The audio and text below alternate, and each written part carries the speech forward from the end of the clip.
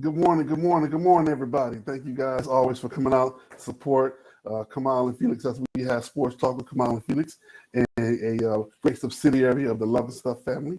We come to you every other Saturday to talk about sports and life and fun stuff like we always do. Good morning, Mr. Felix. Morning, sir. Good morning. How are you today? I'm all right, sir. Told you I'm on the wake up list. Yes, sir. And I like that jersey. Seeing that the Lions are going to go and hopefully not embarrass themselves tomorrow down at Ford Field. Yeah, okay. 0-2. We'll talk about that a little bit later. Of course, that is definitely on the list. Definitely on the list of things to talk about. First thing, as always, we start with segment one of the week, college football expansion. We are going to 12 teams as soon as 2026, as early as 2024, and it sounds like it almost aligns with the Big Ten realignment. I didn't think that. I thought that was a pretty cool that they were doing that at the same time. Is it a coincidence? Probably not. Probably not. That it's a coincidence that they're adding UCLA, USC, possibly Washington, possibly Notre Dame. Keep saying no. Makes sense to them not to join the conference, especially since that their provost or the president, excuse me, is on the committee for the expansion committee. So they would need to be a part of a conference because they could still get an at-large with somewhere between 5 and 12. So of course the Big Four is going to get in and the Big Four, but at 5 to 12, you still got a lot of room in there for some majors, mid-majors, and at-larges that I'm going to think of. What's your thoughts, sir? I don't know, man. College football is ridiculous, man. It's 12 playoffs and all that. Whatever happened to number one, and then that was it. Let's go back to the old days. Where do you finish? Well, those days are gone because it's too much money. Yeah, that's the thing. The money then took over everything. Now you got the NIL, the transfer portal. Man, this thing got outrageous, man. When that college football ended on January 1st, because you had your national champion on that last game. The Orange Bowl came on NBC, or the Rose Bowl came on Channel 7. Champion was before you went to bed that night. All this January 5th, January 3rd, bring back the old days. Rewind. For real. But I mean, in good light, maybe it might be better. It might be best. But if you move to 12 and the SEC already be putting 3 or 4, add 2 more to the SEC. So now and everybody else gonna have to fight for everything else. That means the Big Ten gonna only get what? Possibly when SC come to town, man. I'm telling you, it's over. SC gonna be on that sorry so cakewalk every year, and then they're gonna have to play either Michigan State, or Ohio State, and then the Big Ten. So what's gonna happen to the loser? That's what I'm saying. Just go back first, man. Let's go back to that. Until you go to bed and you knew who the national champion was. Wrong with reverse and rewind. Yeah, I do like that idea, but this is a good time to go ahead and make those. Yeah, so this is what we was talking about the expansion, and we were asking each other about, do we go to 12 teams or whatever? And I was saying, just go back to the old days where number one played number 2, and you knew who the national champion was, whether it was who it was. So we got him in arrangement. We got him back. And you gotta pay your bill, man. But somewhere with a better take your time. signal problem. So yeah, take your time to an area that's gonna give me much better signal. This is fun. Take your time. That's the fun stuff the internet. Be in a good spot 1 second, the next second you have no idea. So I'm going to hopefully be in a better spot. Internet. Okay. Please forgive me, good people out there, for this. I am here. And you like Dan Campbell, man. When you don't even No, we don't want to be like need to Dan try Campbell. on set kicks. We don't want to be like Dan Campbell. I love Campbell. Don't get me wrong. You know, I don't want to be the hard knocks heartthrob. Hard knocks, hard throb. All right, I think I'm in a good spot now. All right. Thank you, Yvonne Turner and David Coleman, for coming out this morning and watching the show. And please, if you have anything to say, go ahead, put it in the chat, and we will talk back to you, because then we cannot do a show. You are the engine that helps keeps us going every day. Who come in, take a look at our show, and give us critique, whether it's good or bad. That's what we're here for. We need to hear it either way. And as always, click like, click share. Again on the phone, call your friends, let them know that Kamau and Felix are talking them sports again on the internet, and it's Saturday morning. And we want to be the new Soul Train. Because as a kid, we grew up watching Soul Train as we clean the house. We want to be the new Soul Train for y'all as you clean the house and get things moving. Put us on your big screen. Put us on your Bluetooth to your big speakers, and all throughout the house and all throughout the neighborhood. And y'all come on in and talk to us. All righty. We got a few polls we want to go with talk about really quickly. The first one was Notre Dame starting 0-3, including last season, losing the bowl game in the first 2 games of the season. Will Marcus Freeman be fired as the head coach? You have to remember, Tyrone Willingham, when he started. Tyrone 0-3. They went undefeated his first year. But they had 3 games. They was a former head coach at Stanford. African American man, for those of you who don't keep it. Okay. Marcus Freeman, you got to remember, he's still taking over, recruits. So you still got to give him a chance to recruit his own kids. With them starting 0-3, okay, if they lose, right?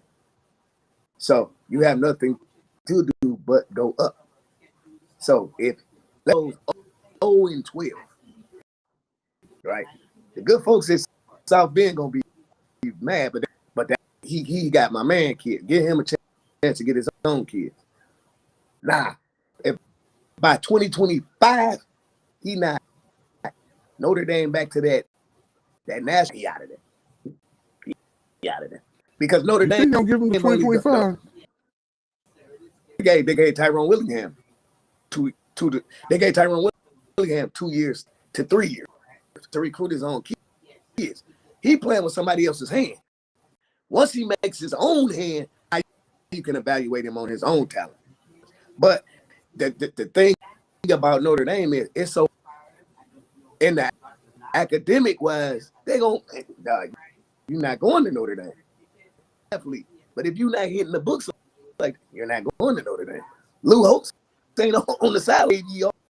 They not over there no more. You know what I'm saying? So I want to see him in history. This is only the second African American coach they have hired at Notre Dame, and so they can say, "Oh well, Notre Dame they biased. They don't offer the job to African nobody. You're pacifying the event." But at the same token, I hope he do. He used Notre Dame to get a bigger plateau. Like, for example, that would never happen. Name a black head coach that ever been the head coach in Michigan. Will happen. But they'll make a black quarterback, but they won't make a black head coach. That never happened at Columbus. That never happened at Columbus. That's what I'm saying. I hope he uses their plateau to help. Don't even go to college. Try NFL. Bring him here. You got now 2 monkeys and a dog is better than Dan Campbell. Real talk. But that's what I'm saying. To ask, I think they'll give him. You got to give him 3 years because you got to give him a chance to recruit his own thing. The big piggyback on what I said. It's going to be a hard thing to swallow. It's a hard pill to swallow. Wise. Man, yo, ACT, yo, SAT, man. But I wish him success. I do. I do too. I do have to remember what I did say in the beginning, that I thought it was going to be difficult for him. I didn't think he would have the success that they will do, not because he's not a good coach, but because he's oftentimes the beloved coach, the coach that everybody loves, doesn't have the success that they normally want him to have. And he's like the love. Normally the love coaches, that's the good cop, bad cop. Normally the bad cop is the head coach, the cop is the assistant coach. Now he has to be the bad cop, and I think I think that's gonna be the one thing that's gonna hinder him the most. Good morning, Cedric Lyman says, "Hey Jensen, go blue." Good morning, Daniel Jefferson. Good to have you guys joining us this morning. About a couple polls that we had posted for this coming up show. And the next one, it got some action before we even have a chance to talk about it. With the most loss, will Scott Frost be fired before or after his buyout goes down the route? I think the answer to that question was before. He had a $15 million buyout go down to 700,000 or something like that, or 7.5 million. If he got past October 15th or October 1st, right. Didn't happen. Was it Markdown and jumped on him real quick? Let me see, make sure I got my notes here. Team for upsets. It was Georgia Southern. Southern is a mid-major college, and in a lot of ways, they're looked at as a almost a HBCU in a lot of ways. So that of course that's not going to fly when you got a team like that coming in there and jumping on them like that. I do, but I don't feel bad for Frost because he's a big boy. He's won a national championship, so he knows what he's getting. He knows what he get himself into when he's with that school. And the best part is, guess who said they want the job? Who? Dominican Sue.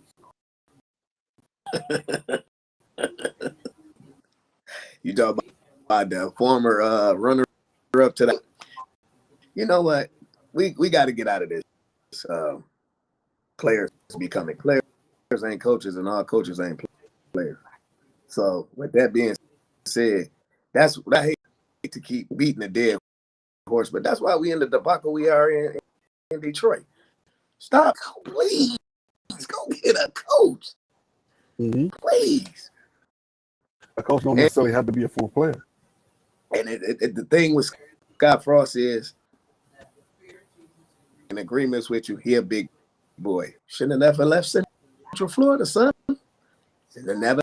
You were 13-0 in Central Florida. You went to Nebraska. You should have never left. Should have stayed in Central Florida. But I mean, with what our gut and our heart tell us, hey, he's gonna always be a Cornhusker. Gonna bleed the red and white, but nah, man, you should have stayed in Central Florida. You had no money. You should have stayed in Central Florida. His thoughts. Huh? And he wanted to be the team that he wanted to have was the toughness and grit of Nebraska with the finesse of Oregon. That's what he wanted to do. Yeah, but you didn't have the athletes. Look at your athlete. Martinez transferred. That's what I'm saying. Mm-hmm. He's doing well right now. You should have stayed in Central Florida. You would have been good. You go back to Nebraska when you on the decline. When you know you're gonna look for national prominence. Then that's when you go. That's when you go back home because you ain't got nothing to think about it. Your record, your 1 year at Central Florida was better than at Nebraska. You went undefeated at Central Florida. That's why you don't take that out. You should have called me. I'd have told him, nah, man, don't go back down. Mm-mm.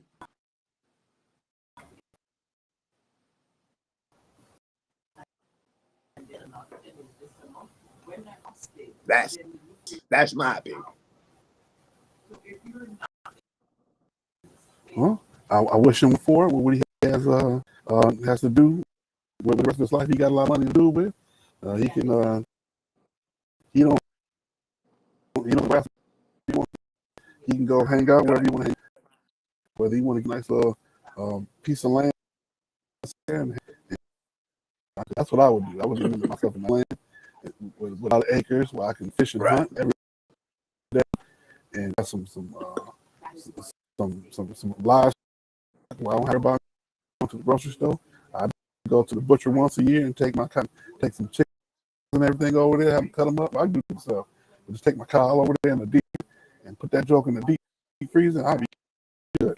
Stop watching the Dukes of Hazzard, man. Stop watching these, man.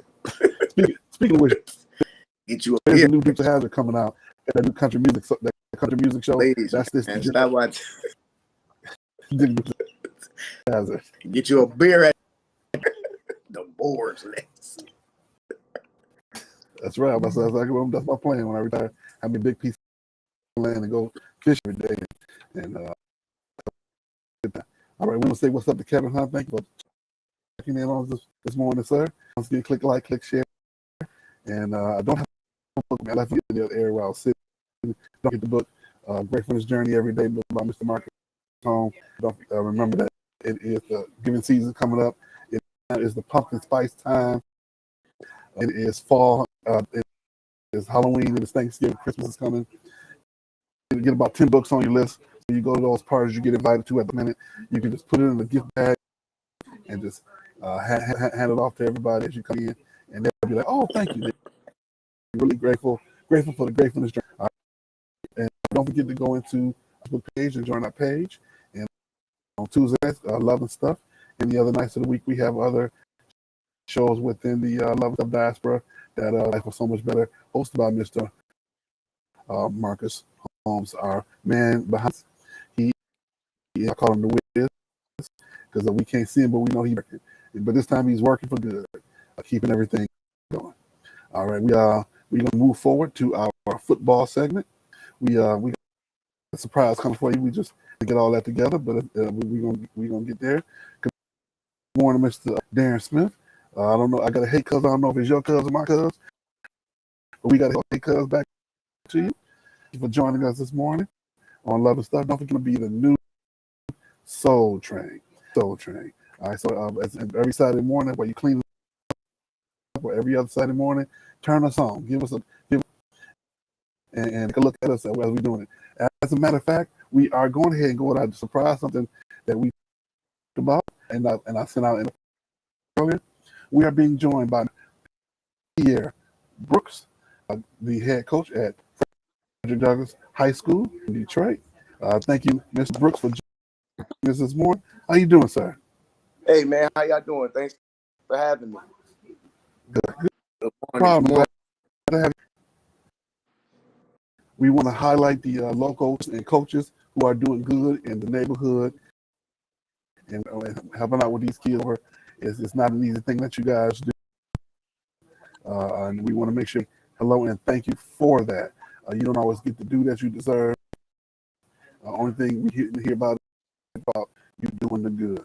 I want to let you guys, I've known this guy Pierre since 1987. When I met him, he was raw eye level. He had shoulders big as tech, and if you didn't know the guy, you thought he was a quiet, stoic kid. He was always quiet on his own business. The next year I saw him, and I was looking up at him. he thought 4 or 5 inches, and to this day I still got my shoulder still hurting. Checking and practice playing basketball. Try to check him and try to play this tough kid, always smart. We want to thank you, sir. Thank you for coming on this morning. He is the head thank you. of varsity basketball. I'm sorry, I'm talking too much. No, come out before you get started. Get a little bit taller. I always looked up to you, man. You always kind of looked out for me during those times. Man, appreciate you. Even back then, as somebody I could always look up to. Appreciate it, man. Appreciate it. I'm not getting compliments, so we don't get them very often. So when we get them, it's a little tough sometimes to handle them. So you are a graduate of Detroit King High School. Tell us a little bit about your experience over there as a student. Well, when I got the King, I was making 5'10", and I actually went to Southeastern for one day, and I could only stand. I got up out of there, so I head over 3200 Lafayette, where all my they had the just the overall great program over there. That's where I originally wanted to go, but weren't the best. So I somehow found a way with my brother's girlfriend, so I was able to get in. So I was really excited about that. But when I got there, struggled a little bit. The most talented kid, but I had a passion for basketball for sure. And I was cut my freshman year, and I kind of went to a downward spiral after that. But that bound again, worked really hard. Grew like 4 inches. Worked on making a team my 10th grade year, and that kind of was my motivating factor academically. So, I somewhat flourished from that point. All right. And they would have a pretty good college, high school career that led you to go to college. And yeah, what school? Yep. So year 11th to 12th grade year, played varsity, and we actually had some. I look at the high school landscape today. Very rarely do you see somebody in Texas places, but very rarely do you see somebody over 6'5", 6'6" basketball team. But back then in the PSL, especially, you had 2 or 3 guys 6'7". It was no exception. I mean, we had a point guard that was 6'5", and I thought we were pretty good Division I players, and on our team. And senior year, even though we had all that talent, we ended up losing in the first round of about 30 points. So that kind of gives you an idea of the talent level. Right. And yeah. So I what did that child lost to?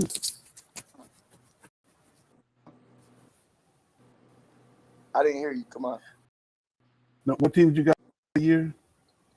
Both years, my junior and senior year, and I had the egregious task of checking Jalen.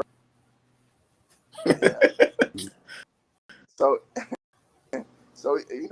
they make fun of Kobe giving them 81, but I kind of felt like that same way when I had to check him out. Yeah, I understand that. Back in those days, between Cooley and Southwestern, it was going one direction or the other. All right. Well, tell us a little bit how you made your way to public schools. So after getting my master's degree, I had a son here in Detroit, and I always knew I wanted to come back to Detroit, and I knew I wanted to be a coach, kind of even at an early age. I seemed like working with kids, so I knew I wanted to give back. I wanted to teach in the inner city, and so I went to every school in the city and asked to speak with administrators. And I just wanted to volunteer, be a JV coach, and no one took me to the task. I heard about a teacher's fair, and at this time I was still living in Tennessee, and I went and I interviewed with a few teachers. A few administrators. Dr. Harris, who was the principal at Detroit Northern High School, and I sat down what I could provide, and, what I could do, and I was hoping maybe he would offer me a chin or maybe a assistant position. But after talking to him as a 25-year-old young man, basketball job at Detroit Northern. So I was elated. I don't think I'm that excited in my life except for the birth of my children. So things kind of took when I was offered that position to be a social studies teacher as well as the head basketball at Northern. And Detroit Northern, you know, from all the times I could remember, always had it and did things the right way. They had NBA players, Division I players, coaches. In my opinion, in Detroit history was Harry Harrison. He coached there and was still actually able to kind of give me some tutelage, was a mentor of mine. I still lean on him sometimes, even on giving me some, just some shoulder lean on, or somebody I could always call. All right. I can remember being coming through the interview system like you did, coming in and do this there and sit for hours at a time trying to wait to go through that whole process before you got hired. So I understand that 100%.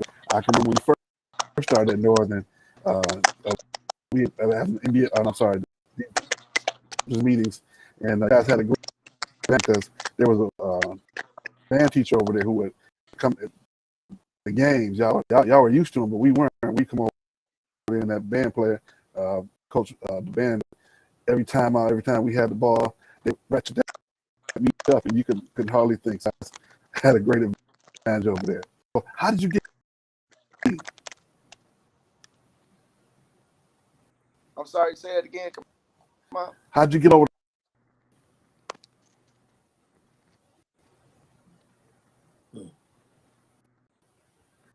I'm sorry. Can you hear me?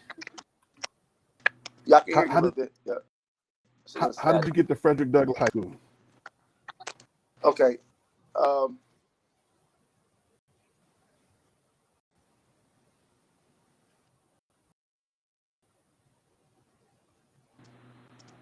Sorry about that, guys. So after I left Northern ended up.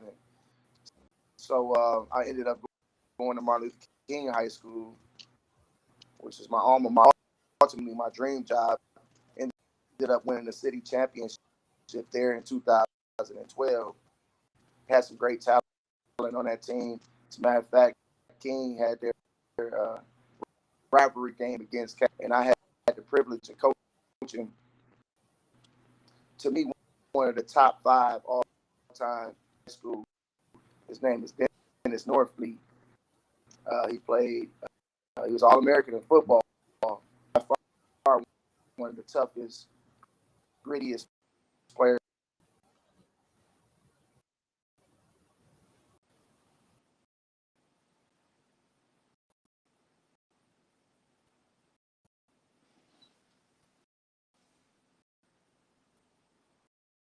I ever played on the.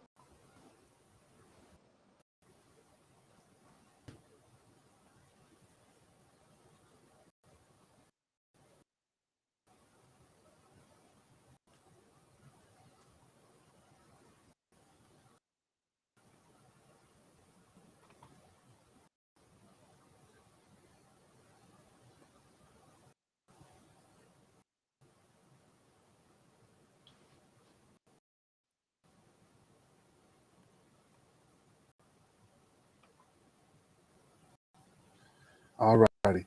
Can you guys hear me? Can you hear me? We're not getting a little bit of Yeah. issues from on Pierre's side, guys. Let's see here. Give me a thumbs up if you can hear me, Pierre.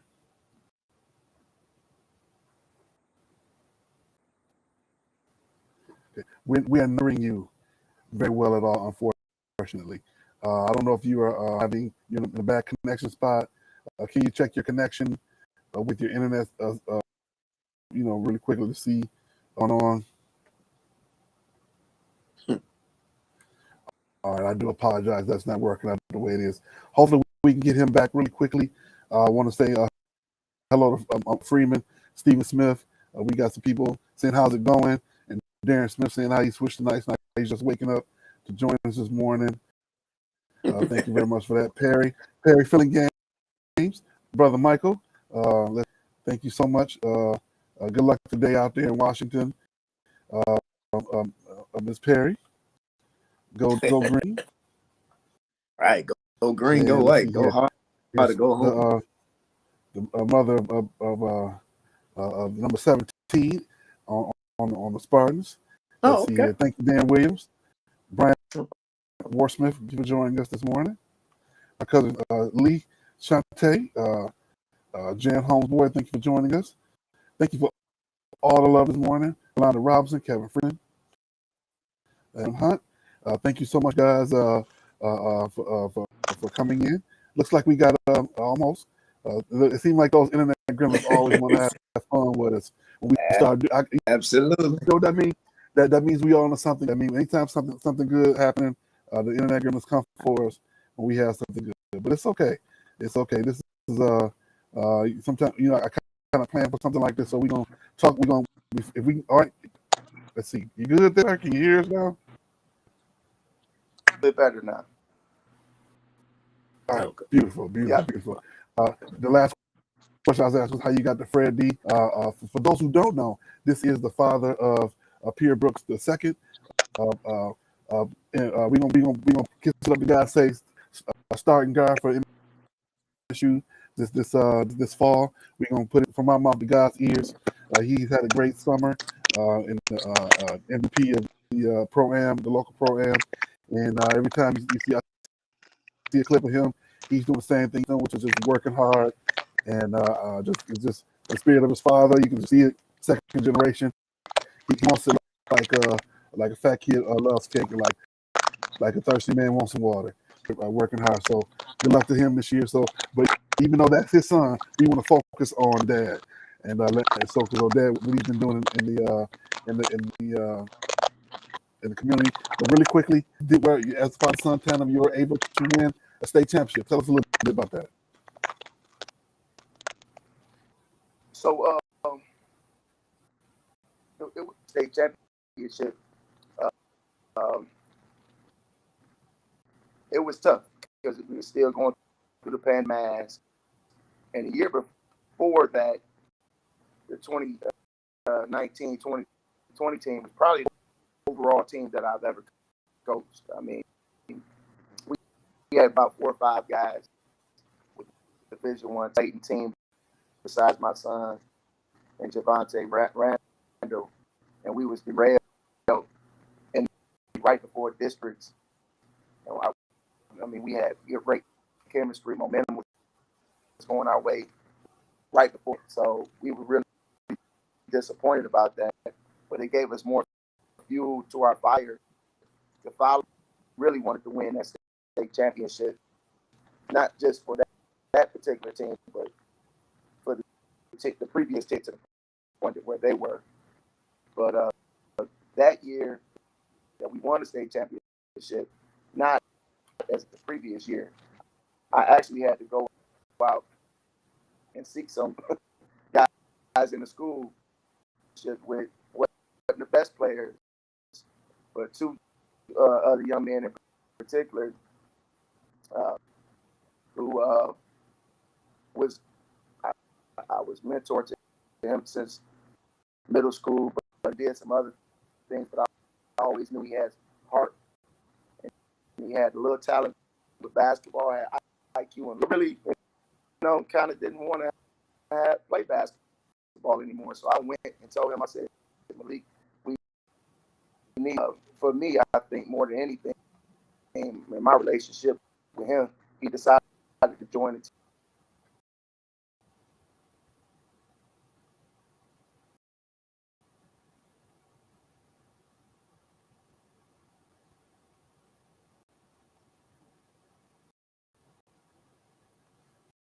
All right. We have a little bit more trouble with your P.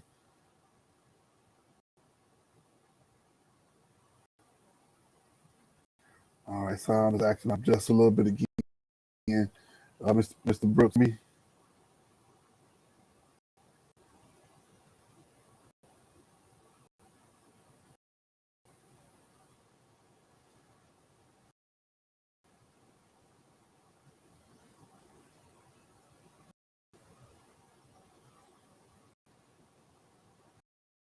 Mr. Brooks, can you, sir?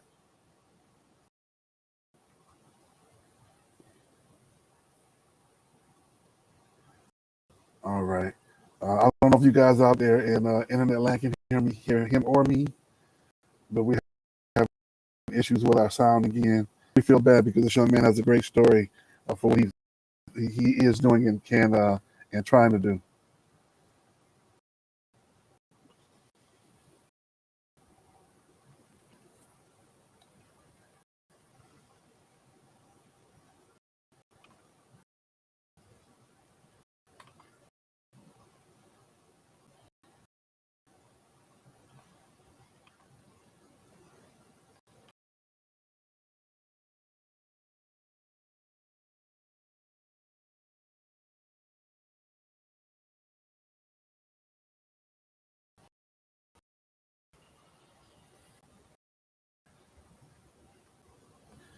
All righty. Can you hear me out there? Hopefully you can. We're going to keep. And I really do feel, Mr. Brooks, that we have you here and we can't hear you. We're probably going to have to come back to him in the next show and pick it up again because we really do want to hear his story.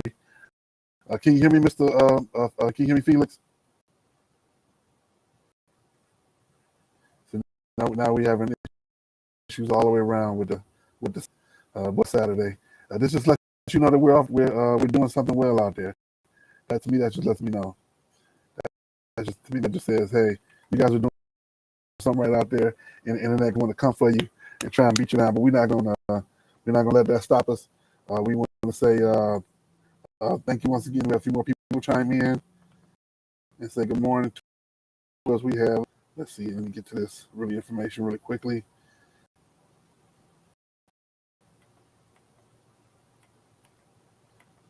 Mike Boggs for Perry, Mr. Burrell, Lamont Burrell, this famous young man doing great things out there in the flight attendant world. And Mr. Gooch, good morning, sir. Thank you for coming out. We're going to go ahead and move forward to our football blitz. We have about a little over 15 minutes to go. We're going to do college and pro football. Let's see here. We're going to start with NFL.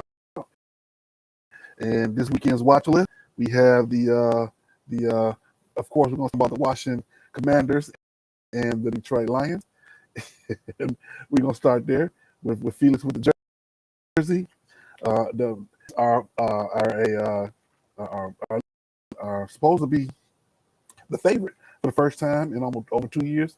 First time they favored over an opponent, according to Vegas or where the books are that set that stuff up. I got a feeling that we are going to do what the Lions do, which is make it look good. We're gonna look real good. What you think?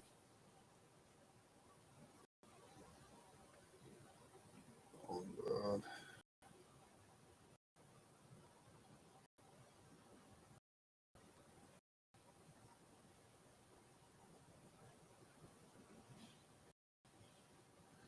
All right, Felix. Once again, we still have trouble with the sound.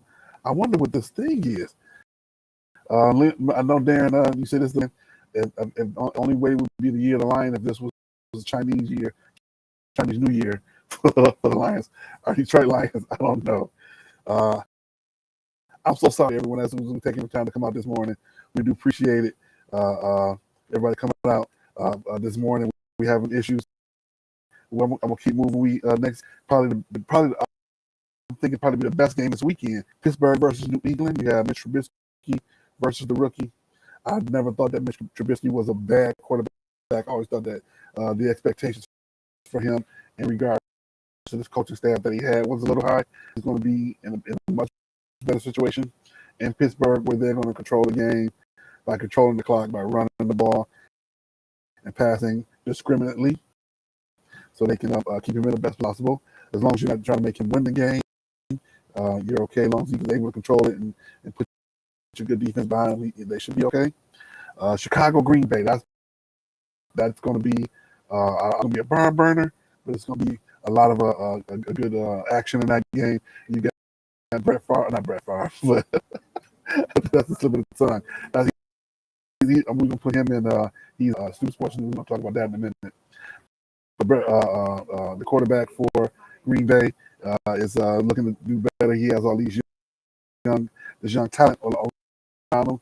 Receivers dropping balls always, but you understand when you take that contract with what's your yin and yang. You got all those millions, but you couldn't afford Devontae Adams anymore. Devontae Adams is in Vegas now, doing very, very well. You can afford to pay both Devontae and Brett. Not Brett, but I forget the boy's name just that fast. The quarterback. Aaron Rodgers. Aaron Rodgers. And you really want 1A and 1B. They're actually the same. One boy from Mississippi, one boy from California. They're both temperamental quarterbacks that played in Green Bay. That looks to be a good game. And we're talking about and for the NFL, the return of the losing quarterbacks. We had 3 quarterbacks go back to their previous team that they started their career with, and all 3 lost. Phil came back as a Jet to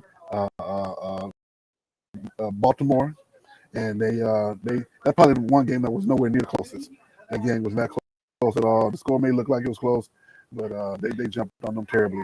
They beat them down bad. And we had Baker Mayfield go have the Cleveland Browns play against the Cleveland Browns. He looked good. He looked like Baker.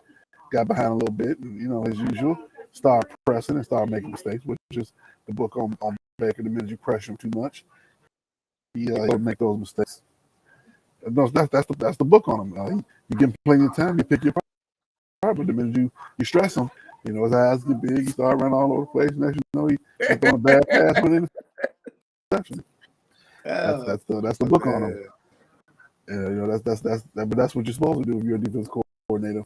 Find out what they do. I think this was the dumbest loss of all the 3, which was Russell Wilson losing to his former team, Seattle, where that game 1 should not have been close. 2, the cultural decision down the stretch was not very bright. No. When you got a minute something and you just let the clock just tick and tick and tick. And I know Russ is trying not to step on no toes. But if I'm Russ, I'm taking control of that. I'm calling timeout. I'm calling the right play. And we can be mad at me after, but I don't want you to be mad at me and we lose. That's what I always say that. Hey man, when we win, but we won. We can talk about it, but it makes no sense, especially when you could have did something about that. Right. What do you thought about those 3 quarterbacks, sir? You know what, Baker, I'm happy for him. Get the chance to. He didn't get a chance to beat his old team, but as far as the Russ, you're right. You left Seattle because you said you and Pete Carroll couldn't get along. Pete Carroll never put the ball in your hands. Monday night, the main stage, you went back to play your whole team, the executive decision, and you dropped the ball. You let the coach handle it. Seattle. I don't get that neither, but I know you touched on it's going to be a good NFL season. I'm glad football is back. And like I said, I can't wait till after tomorrow so I can see all these excuses. It's just I wish, you know what I really wish? Little boy say, I wish Shaq was my brother was my big brother, and then the little boy. I wish I had Sheila Ford Hamp's number. I really do. I would just call her Chrysler right now. Well, my bad. I'll leave Stellantis right now. If you offer me a job, I got to turn this around. Because it's just. That's funny. Pathetic. That's funny. I would leave Thank you, Lionel Thompson. Stellantis, write me a job, sit next to Brad Holmes. You notice, you see the celebrity, both our last names is Holmes. I would leave right now. I'll take a leave of absence. Got to turn this around. Because so right now, go in there and say, hey, cuz. For real. I say, look, season is a wash. And I know everybody be like, man, it's only the second game of the season. Season's a wash. Let me tell you why this. Your running back already did lost tread on the Titans. So now you already said Goff isn't the future. So you're either going to try to get Bryce Hunter out of Alabama, Stroud out of Ohio State. Okay. So you already know that's rid of the waste now. Okay. Do Staley, been nice. Thank you. See you later. Aaron Glenn, been nice. You had a little, you had your little hard knocks. It's been nice. Pick up your check on the way out. Now, it's not even the curses. The curses God will.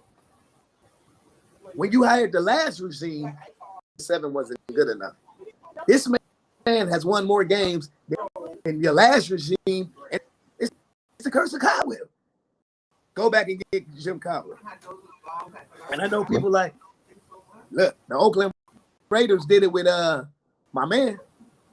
I can't think of his name. They fired him and went back and got him. Go back and get Caldwell, man. The big offensive lineman, man. I know you're talking about. Jim Caldwell. Hey, go back and get Jim Caldwell. Well, we'll see about that. I know that you're right. The season is a wash. If we win 5 games a season, I said that in the beginning too. The season is a wash. It's not if we win.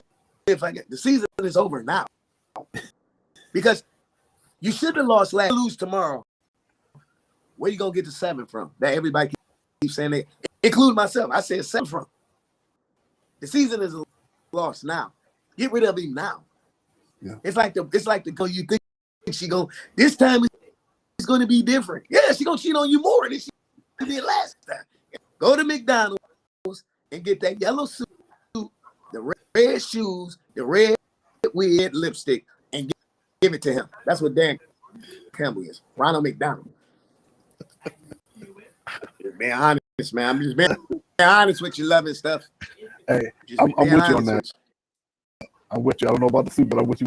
They need to go and get rid of him now so that they can start building towards. Get rid of him now. All he did. This is all he did. Come on. He looked at Nebraska did just like every this. coach. We're gonna cut ties. He looked at every coach that, and all he does is just watch. Okay, pay attention. Pay attention. Loving stuff. Community lose. Watch how he comes to the podium. He gonna chalk up a couple of tears. He hurt. He not hurt. He just want to make sure his check clear on Tuesday when they get paid down somewhere, dog. Nope. So he already gets paid. He gets paid for the whole season. It's not like the playoffs play Tuesday. The players get paid on Tuesday. Paid on Tuesday. Players get paid on Tuesday. He get this check is different. He the coach. Coaches get paid different. Get paid on Tuesday. All right. I will be paid for a hamburger Tuesday for a hamburger today. All right. Let's move quickly to college football. We will talk about very quickly how they're throwing the baby out with the bathwater, replacing McNamara with JJ. I understand why they're doing it, but I just wish they had gone about it a little bit better in terms of the communication. Is JJ, that's another clown joke. Is JJ technically better? Probably, but from what I saw, them playing against Hawaii, a lot of those touchdowns against real defenders would not have been touchdowns.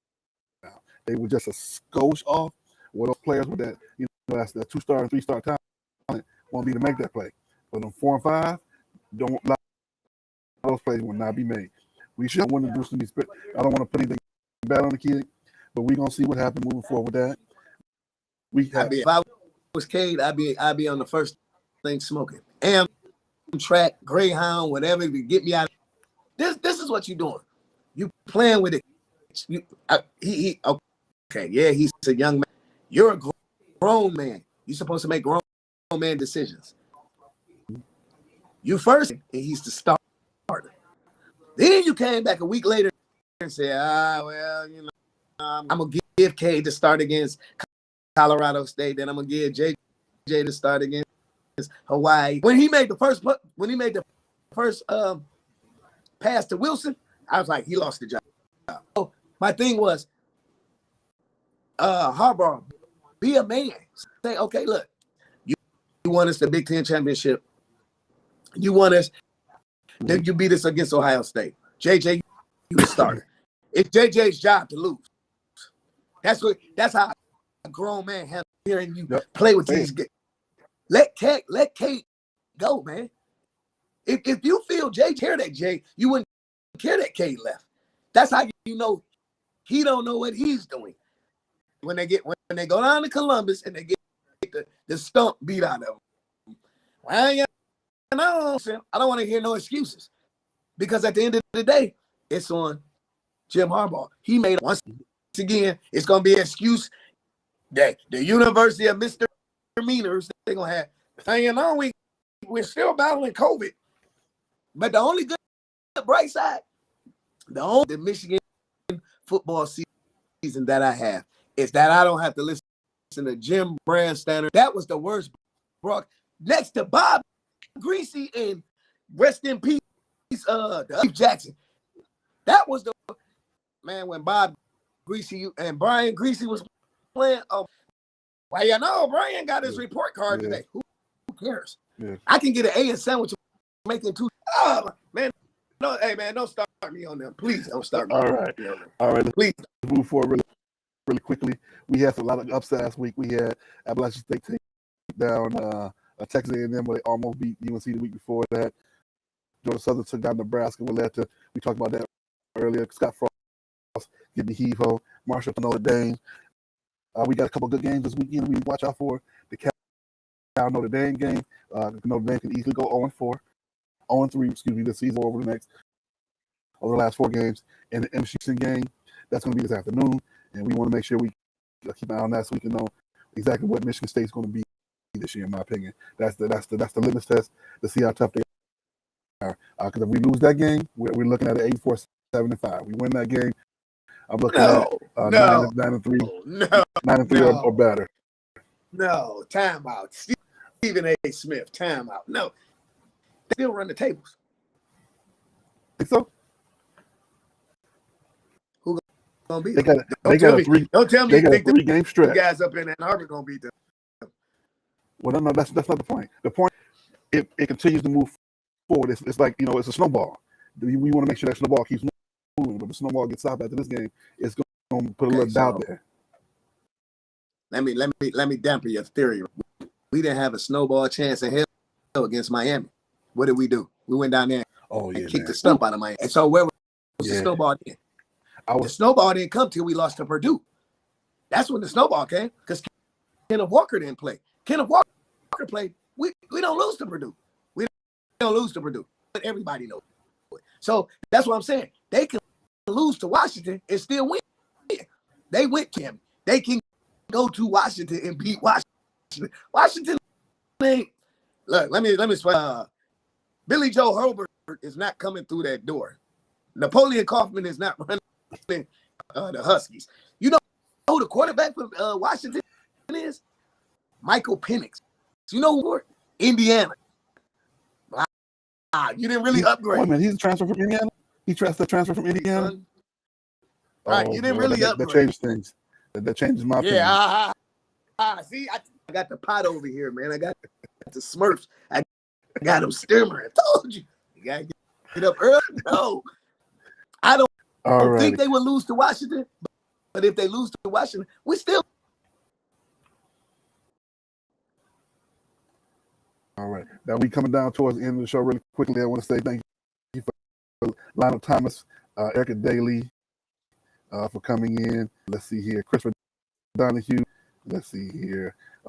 Jason Young, Christopher my cousin, Rudy Gonzalez.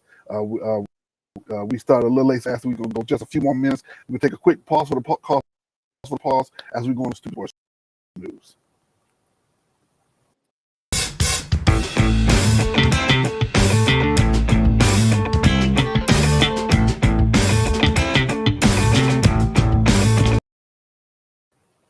All righty, we're going to jump right into it with the Washington Commanders selling mugs. Where their mugs was over the state of Washington, not Washington D.C., but the state of Washington. The only football team in the state of Washington is the Seattle Seahawks. But look at this. Look at this picture. That mug is superimposed over the state of Washington. So not only do they have a logo that looks like Waste Management, the Waste Management logo. I have no comment. I have no comment. Daniel Snyder need to be in trouble for that one. But here's the funny part. Those mugs are going to be worth a lot of money. If you were smart enough to get one of those, they'd be worth a ton of money.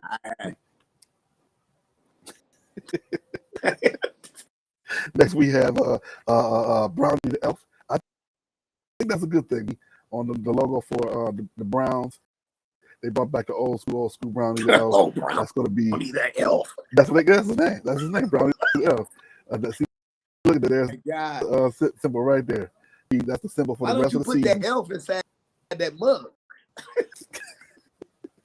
Put that elf inside that mug and have some elf soup or some elf. Nah, man. Man. Brownie the Brownie. And last but not least for sports news, Brownie the Elf. Brownie the Elf. That's a good idea. That'd be Brownie the Elf soup. But I'm not eating it. And we have something that's actually on the more serious side for Stupid Sports News. Phoenix Suns and Phoenix Mercury owner Robert Sarver suspended a year for creating working environment. He is accused of saying the N-word multiple times in the office and making a bad work environment for ladies there, making them feel uncomfortable, making comments about their bodies and what they're wearing. And he was able to keep his team in the NBA. Well, the Los Angeles Clippers coach had to sell his. To me, justice is not the fact that he got a year suspension, was that he was not treated the same as the Clippers coach.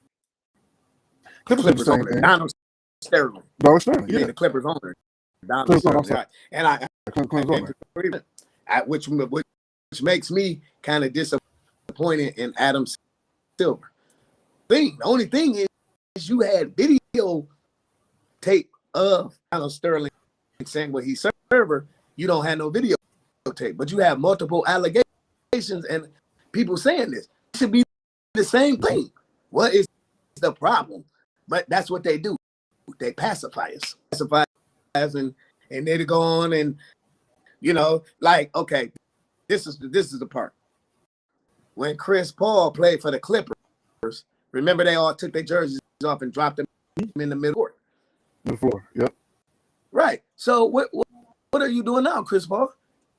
He did. You should get. You personally should be tired of it. He doing the same thing. You got what I'm saying. They pacify. They put a pacifier in your mouth just for you to shut up, and then it'll go. Personally disappointed in Adam Silver because it shouldn't even be nothing to think about. It shouldn't have been nothing to think about. You're banned from the NBA. You don't have to pay him $10 million fine because we already made an example out of Donald Sterling. Mm-hmm. So you want to have that with Donald Sterling for punishment. Mm-hmm. The example is already there. It's already been there. So it's not like they can say we haven't done that before. So they should have made that decision. All right. As we got it, we're going to make two quick predictions. Next show, October 1st. Make sure you join us again. We got UConn versus U of M. What you got for a score? 42-28. I don't even want to say that name, but yeah. UConn is a lot worse than team they played last week, in my opinion, in Hawaii. 63-32. 13. We got MSU versus this afternoon. Who we got? Michigan State versus Washington. I got Michigan State 2018. All righty. I'm going to go somewhere close to that. I'm going to say 30-12. 30-12 State. I'm going to go 30-12 State. All righty. Thank you guys for joining us today. We lead out. Thank you, Benny Malcolm. Thank you for Passion for joining us for the show. This will be archived and put on the site. So if you want to go back and take a look at that, please do let everybody know that we're here every other Saturday. Next show first. Thank you so much for putting up with all of